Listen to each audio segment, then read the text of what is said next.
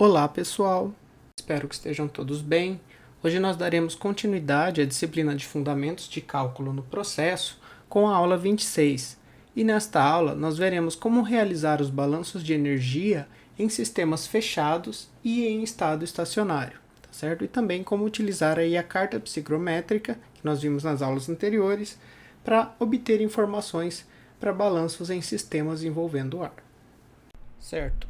Assim damos continuidade então ao que vimos na aula anterior, onde nós discutimos, e vimos alguns exemplos de aplicações do balanço de energia em sistemas abertos, em estado estacionário e sem reação química. Certo? Então foi a primeira aula onde nós vimos o balanço de energia para problemas em estado estacionário e nesse caso aqui de sistema aberto. Diferente de hoje que nós veremos as aplicações do balanço de energia em sistemas fechados em estado estacionário. Também que é um tipo de sistema mais simples, tá certo? Mais trivial em relação ao balanço de energia para aplicação da equação e ainda, claro, em sistemas sem reação química.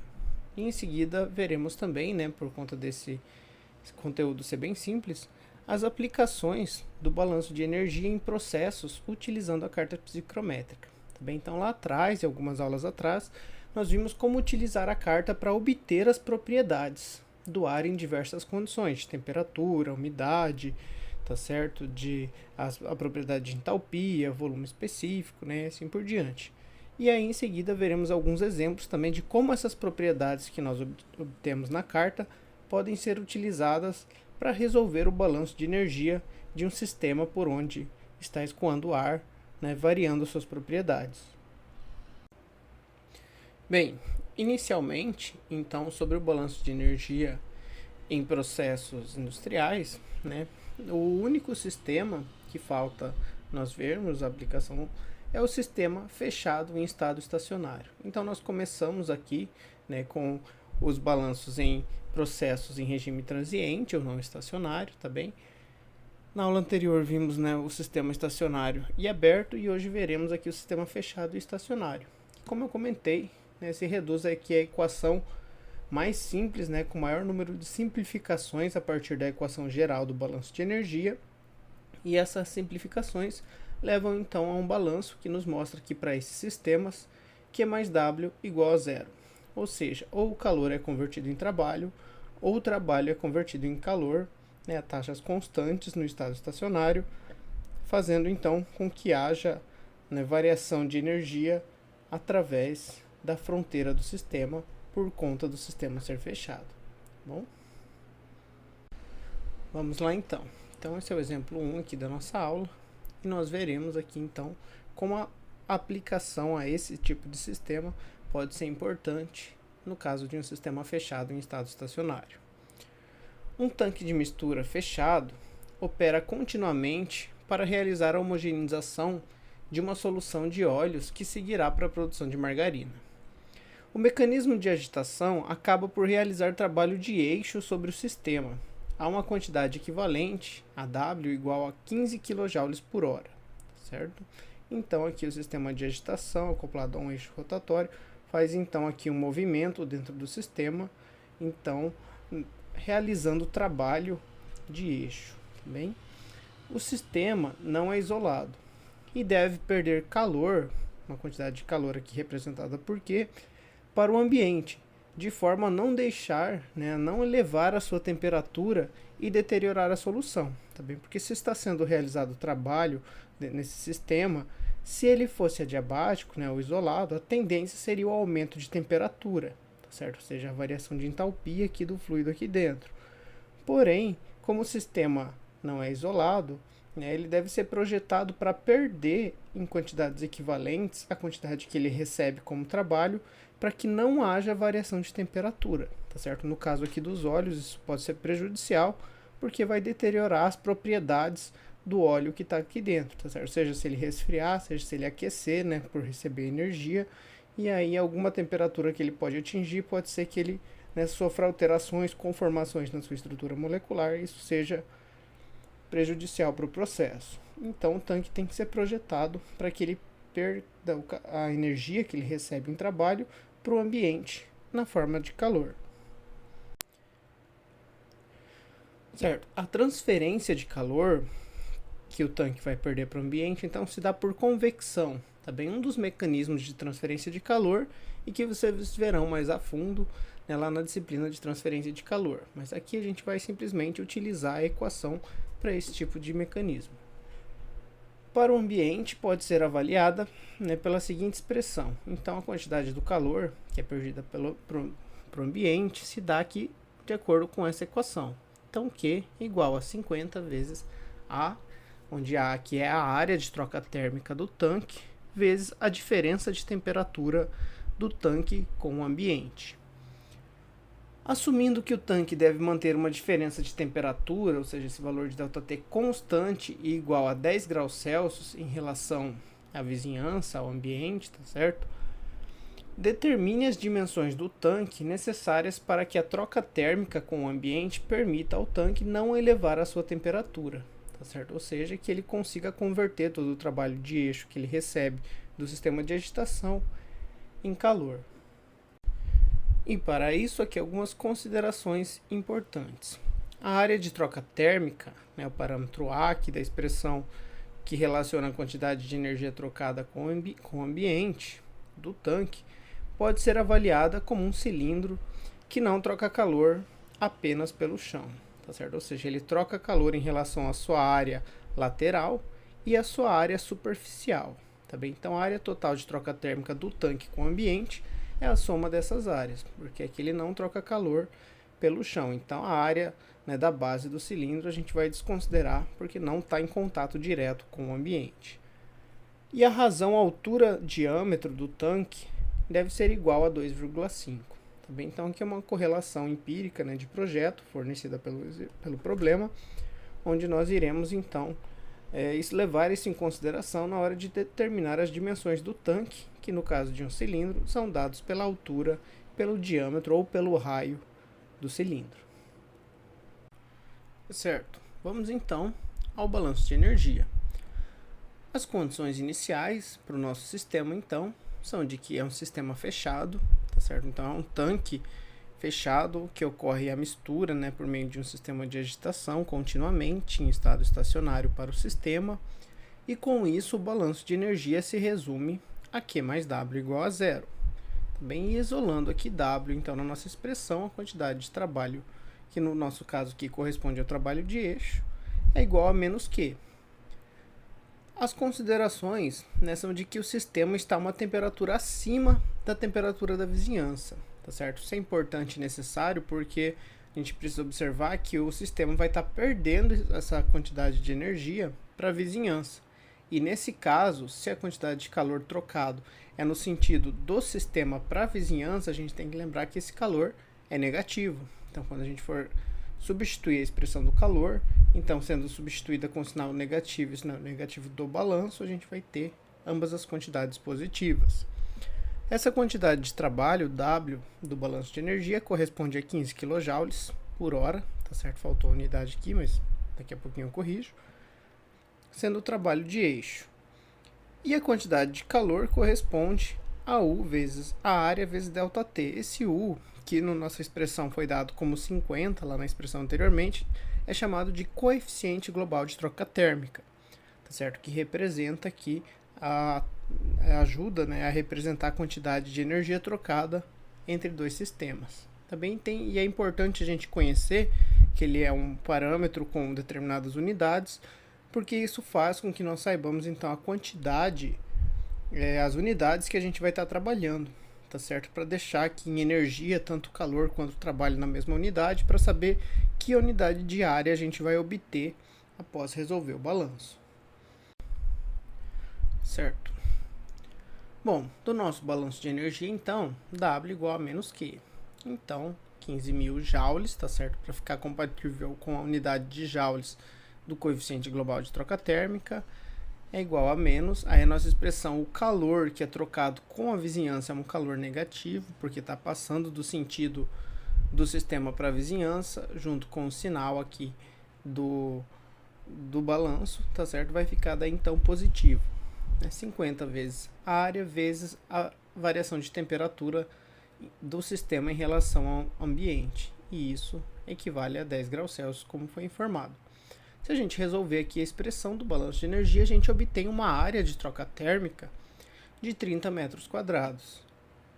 E para a gente determinar então as correlações, né, do dimensionamento do tanque, que é o que o problema pede, a gente vai ter que expressar essa área de troca térmica no formato cilíndrico, tá certo? De acordo com o que o problema pediu.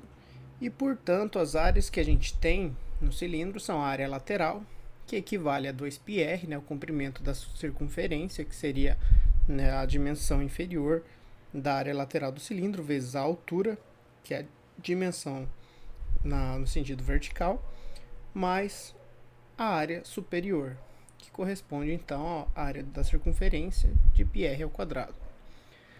Sendo a nossa correlação também do problema da altura sobre o diâmetro, que equivale a 2 vezes o raio, igual a 2,5, nós podemos substituir a altura por 5r, tá certo? E ao fazer isso, né, multiplicando por 2, aqui obtemos a área igual a 10πr ao quadrado mais πr ao quadrado, que nos leva a 11πr ao quadrado, igual aos nossos 30 metros quadrados determinados aqui acima. Então, resolvendo aqui a nossa expressão para R, obtemos então as dimensões do tanque, que deverão ser o raio, né, aproximadamente 93 centímetros, e a altura aproximadamente 4,65 metros. Então vejam que a gente foi correlacionando, né, descobrimos aqui a dimensão para projetar um tanque que seja capaz de perder para o ambiente a mesma energia que ele recebe em quantidades de trabalho de eixo, utilizando o balanço de energia e as correlações geométricas aqui em relação à equação de transferência de calor do sistema para a vizinhança. Então percebam, né, que, como eu comentei, nesse sistema sempre vai ser simples. Ou a quantidade de trabalho que o sistema recebe é convertida em calor, ou ele pode receber uma quantidade de calor que vai ser convertida em trabalho na mesma proporção, tá certo? Na mesma taxa. Agora vamos falar um pouquinho sobre os balanços de energia em processos envolvendo variação de propriedades do ar, tá certo? Ou seja, problemas onde nós precisamos recorrer à carta psicométrica para obter as propriedades do ar e a partir daí então aplicar o balanço de energia. Tá bem? E são vários exemplos, né, de processos e condições que podemos encontrar assim na indústria. São os processos de secagem, umidificação, combustão, condicionamento de ar, certo? Resfriamento ou aquecimento de ar, condensação também, então o ar ele vai resfriando até essa duração e a partir daí toda a umidade começa a condensar. Então existem várias situações, né, que eu já discuti com vocês e falei lá na aula, onde nós vimos como utilizar a carta psicométrica. E nesses processos, nesses problemas, nós precisamos então aplicar o balanço de energia com as propriedades obtidas. Então vamos ver alguns exemplos logo em seguida. Vamos aqui então agora ao exemplo 2, tá? Que corresponde no exemplo 2 da aula, que corresponde ao exemplo 11.3 do nosso livro texto, Himmelblau. Falaremos então sobre o aquecimento à umidade constante em uma caldeira doméstica. Bem, nesse problema, né, ar úmido a 20 graus Celsius, e lembrem que quando a gente não tem especificação, a gente considera a temperatura de bulbo seco, tá certo? E 49% de umidade relativa, é alimentado e aquecido em uma caldeira doméstica que opera continuamente até 40 graus Celsius. Certo? Então, se a caldeira opera continuamente em estado estacionário. Quanto calor deve ser adicionado por metro cúbico de ar seco inicial e qual a temperatura de bulbo úmido final do ar na saída da caldeira, tá certo? Então, também se o ar entra e sai da caldeira, ele vai estar operando como um sistema aberto, tá bem? E aqui a gente quer saber duas coisas: o calor adicionado, né, por metro cúbico de ar seco, que será então nossa base de cálculo, e a temperatura de bulbo úmido na saída da caldeira. E vamos assumir que o ar não varia a sua umidade, tá certo? Então ele não recebe água nem perde água, né, em relação a outra parte do sistema à medida que ele passa pela caldeira. Ele apenas sofre uma elevação de temperatura a partir de 20 graus Celsius até 40 graus Celsius. Certo. Para o nosso problema aqui então, né, as condições eu já comentei com vocês, um sistema aberto, entra e sai ar, estado estacionário para o sistema, a caldeira opera continuamente. Bem, o balanço de energia, então, aqui vamos recorrer, Q mais W igual às variações das energias, né, da entalpia, energia cinética e energia potencial, como nós já vimos na aula anterior. Bem, as considerações para o nosso sistema são de que não há menção de realização de trabalho, não há variação de velocidade, nem variação de altura significativa. Com isso, então, vamos considerar aqui que não há trabalho realizado, nem variação de energia cinética ou variação de energia potencial. Apenas, né, calor por conta, né, do ar receber energia e essa variação de energia provocar uma variação de entalpia no ar. Então, calor igual a ΔH, né, quantidade de calor igual a variação de entalpia. Bom, vamos aqui então delimitar os pontos, né, das condições que o ar entra e sai do processo na carta psicométrica. Tá bem? Como nós fazemos isso? Né, interpretando as informações e marcando os pontos, como nós já vimos lá na aula sobre a carta psicométrica. Temperatura de bulbo seco no ponto inicial, que eu chamei aqui então de ponto A, 20 graus Celsius. Tá bem? Nesse caso aqui, 49% de umidade, foi o que o problema informou. Então, temos aqui no eixo X, né, as escalas de temperatura de bulbo seco. Então, eu vou subir aqui em 20 graus Celsius até a umidade relativa de 49%. E aqui as nossas linhas curvas, né, que vão subindo, ó, tem os percentuais de umidade relativa. Tá bem? Então, próximo aqui 50, marquei aproximadamente 49% então. E nesse ponto, já que eu vou precisar da entalpia para o balanço de energia, eu faço a leitura lá na escala da entalpia nesse ponto, tá bem? Então, eu vou precisar desse valor de entalpia aqui correspondente, já vou mostrar qual é. E no estado final? O estado final foi dito que a caldeira aquece, então, o ar até 40 graus Celsius, tá certo? E que isso é um processo que ocorre com umidade relativa constante, ou seja, no final do processo, também o ar vai ter 49% de umidade. Então, basta eu seguir aqui, né, a linha constante do 49% de umidade, que é o valor que eu vou ter na saída de ar, que eu chamei aqui então de ponto B. E para o balanço de energia, eu também vou precisar da entalpia associada a esse ponto. Então, vou ter aqui os valores, né, de entalpia no nosso sistema, no ponto inicial aproximadamente 38 kJ por quilograma de ar seco e no final 100 kJ por quilograma de ar seco. Tá bem? Outras informações importantes que eu vou precisar pegar aqui são o volume específico do ar seco na alimentação, porque o problema é a quantidade de calor por metro cúbico de ar úmido que entra no processo. Então eu preciso do volume específico na alimentação do processo para determinar isso. E ele pede também a temperatura de saturação na saída, tá certo? Então a temperatura de saturação, basta eu fazer a leitura aqui nas linhas de temperatura de bulbo úmido, tá certo? Então aqui, vejam que eu vou subindo, né, nesse sentido aqui, nessa escala da curva, né, da temperatura de saturação, e naquele ponto eu tenho uma temperatura então de saturação de 30 graus Celsius. O problema também quer saber isso. E agora, substituindo no balanço de energia, com a base de cálculo de 1 metro cúbico de ar seco, que é o que o problema pergunta, né, a quantidade de calor por metro cúbico de ar na alimentação também. Pois, aqui ao calcular a variação de entalpia, eu vou ter a variação de entalpia em quilojoules por quilograma, tá? Ou seja, variação de entalpia específica. E se eu quero saber a variação por metro cúbico, eu preciso então dividir pelo volume específico, tá certo? Então vou dividir uma quantidade em quilojoules por quilograma por uma quantidade em metros cúbicos por quilograma, tá certo? E dessa forma, então, nós teremos aqui uma variação de entalpia específica volumétrica, que corresponde à quantidade de calor de energia que o ar recebe, de 73,81 kJ por metro cúbico, tá certo? Então, lembrando que essa diferença de entalpia é a diferença de entalpia entre o ponto A e o ponto B, tá certo? Que nós vimos ali. E no item B, do problema, basta fazer a leitura. Nós sabemos então a temperatura de saturação, seja a temperatura a partir da qual a água iria condensar se esse ar recebesse uma quantidade de água ainda maior, tá certo? Para o nosso caso aqui, isso equivale a 30 graus Celsius. Bom, próximo exemplo 3, que corresponde, exemplo 3 da aula, que corresponde ao exemplo 11.4 do Himmelblau.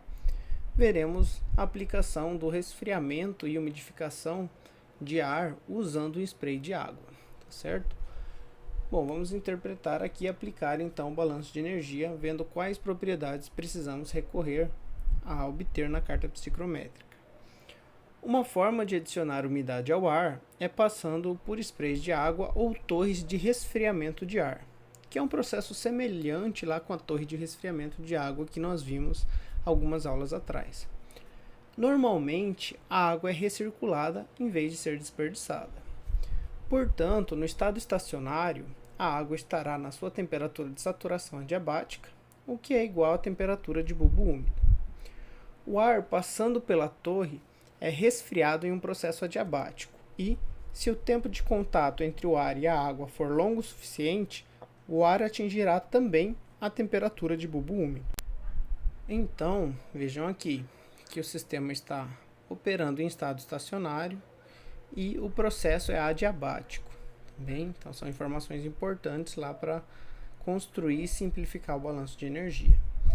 Aqui o problema traz uma representação, um esquema de como funciona esse spray de água para resfriamento do ar. Então o ar ele entra quente, tá certo? E daí ele recebe então uma quantidade de água que é aspergida aqui sobre esse ar e ele sai na torre e essa água cai em um sistema de refluxo e fica recirculando continuamente, tá certo? Porém, como o ar aumenta a sua umidade, ele recebe parte dessa água e para compensar, para que a vazão de água fique sempre constante, há uma reposição de água também na mesma proporção que o ar recebe essa água ao passar pela torre de resfriamento de ar. Certo. No entanto, ao invés de atingir a saturação para o ar, tá certo? Admitiremos que a torre seja pequena o suficiente para que o ar não chegue na temperatura de bulbo úmido. E, em vez disso, as seguintes condições prevalecem. Então, daí o problema informa aqui algumas informações sobre a temperatura das correntes de ar na entrada e na saída, certo? Ou seja, que o ar na entrada ele possui temperatura de bulbo seco de 40 graus Celsius e de bulbo úmido de 22 graus Celsius. E na saída ele possui temperatura de bulbo seco de 27 graus Celsius.